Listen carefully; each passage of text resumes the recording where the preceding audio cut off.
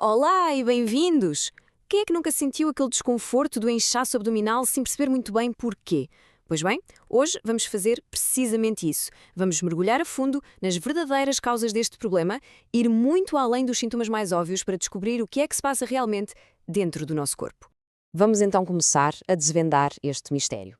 E o primeiro passo é perceber que nem todo o inchaço é criado da mesma forma. O tipo de inchaço que se sente é, na verdade, a primeira grande pista da nossa investigação. E aqui está a pergunta de ouro. É uma distinção que parece simples, mas é fundamental. A sensação é de uma barriga dura e tensa, como se fosse um balão?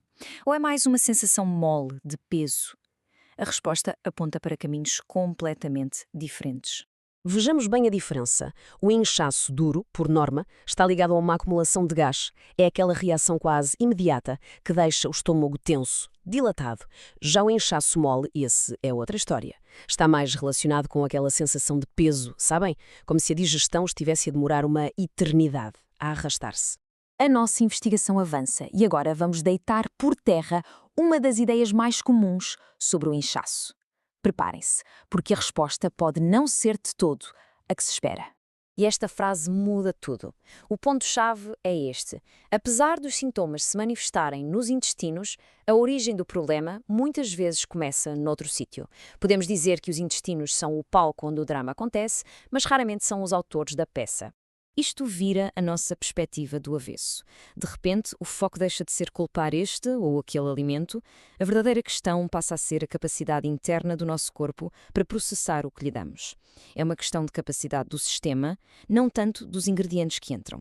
E isto leva-nos à primeira grande revelação desta nossa análise. Uma condição que muda por completo as regras do jogo, a forma como o corpo interage com a comida. Pensem no revestimento do intestino como uma rede muito fina ou um porteiro super rigoroso. Numa situação normal, só deixa passar o que é bom. Mas nesta síndrome é como se essa rede ficasse com buracos, ou como se o porteiro adormecesse e deixasse entrar toda a gente na festa sem qualquer critério. Exato. No intestino saudável temos esta parede de tijolos perfeita. As células estão perfeitamente alinhadas, as juntas entre elas são super apertadas, estanques, é uma barreira de alta segurança que protege o resto do corpo. Mas quando esta parede se danifica, bem, os tijolos afastam-se, abrem-se fendas, e por essas fendas começam a passar coisas que nunca deveriam sair do intestino. Toxinas, pedaços de comida por digerir, bactérias, e tudo isto vai dar diretamente à corrente sanguínea, o que, como podem imaginar, dispara todos os alarmes do corpo. A partir do momento em que a barreira do intestino é quebrada, é como se dessemos um toque na primeira peça de um dominó. Desencadeia-se uma reação em cadeia que afeta o corpo todo. Já não é um problema local, passa a ser um problema de todo o sistema. E a sequência é esta. A barreira intestinal quebra-se, o que permite que bactérias más se multipliquem e se espalhem. O sangue fica, por assim dizer, contaminado e o corpo inteiro entra num estado de inflamação, porque o sistema imunitário fica em alerta máximo, a tentar combater esta invasão. E claro, quem é que sofre com isto tudo? Os nossos sistemas de filtragem. O fígado, os rins e o sistema linfático são forçados a trabalhar horas extraordinárias, a tentar limpar esta confusão toda.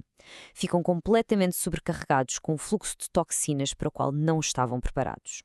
E só para termos uma ideia da dimensão do problema, pensem nisto. Mais de 600 é o número de funções vitais que o nosso fígado desempenha. Desde produzir bilis para a digestão até filtrar o sangue. Ele faz tudo. Portanto, quando o fígado está em sobrecarga, não é só um órgão que sofre, são centenas de processos no corpo que ficam comprometidos.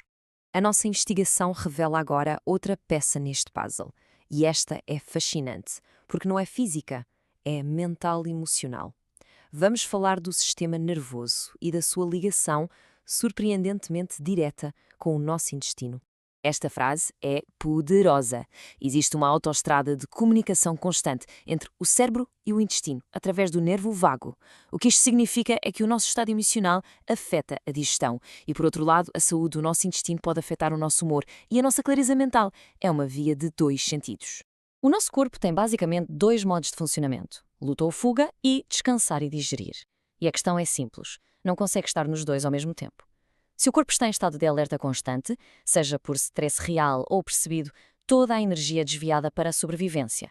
A última coisa na lista de prioridades é digerir o almoço. A digestão fica para segundo plano.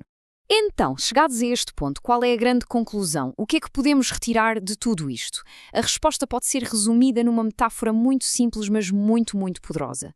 Vamos começar com este número. Cerca de 70% é a quantidade de água que constitui o corpo humano. Somos, na nossa essência, seres feitos de fluidos. E esta analogia do aquário é perfeita. As nossas células vivem mergulhadas nos nossos fluidos internos, como o sangue e a linfa. Se a água deste aquário estiver suja, tóxica, estagnada, como é que se espera que as células, os peixes, consigam ser saudáveis? Não conseguem. A saúde delas depende diretamente da qualidade do ambiente em que vivem. E esta última pergunta fica para reflexão. Todos os dias nos preocupamos com a higiene exterior.